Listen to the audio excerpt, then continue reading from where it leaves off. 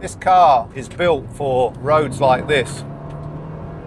The speed is addictive. The sound is addictive.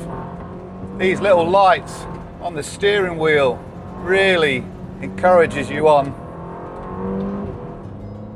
Amalfi actually takes over from the Roma as the entry-level Ferrari, the most easiest Ferrari to live with day to day.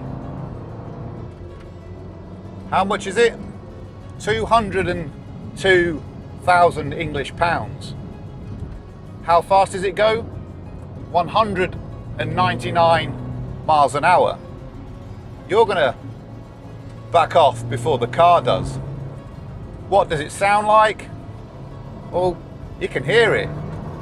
It sounds like AC/DC turned up loud and your right foot's on the bass. Underneath that bulging bonnet is a 3.8 litre twin turbo V8, sending 640 horses to the rears. There's all sorts of electronic wizardry and semi-active suspension to make an average driver like me feel like a pro on a twisty mountain road. Now, we mentioned Roma right at the start. Well, Amalfi is actually an evolution of Roma and addresses some of the criticisms that that car had, like the haptic controls on the steering wheel. They're now gone and have been replaced by an old school steering wheel with proper mechanical controls and a stop-start button taken from the F430.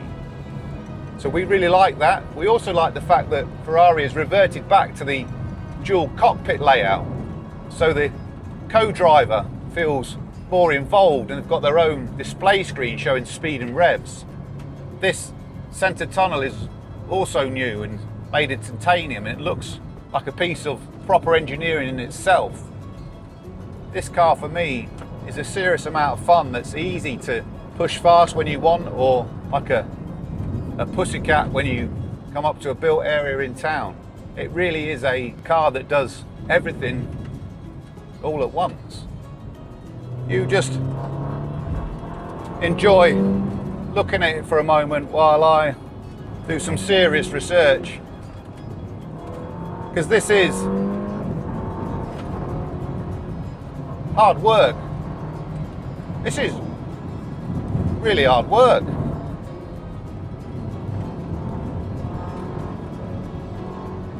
Honestly.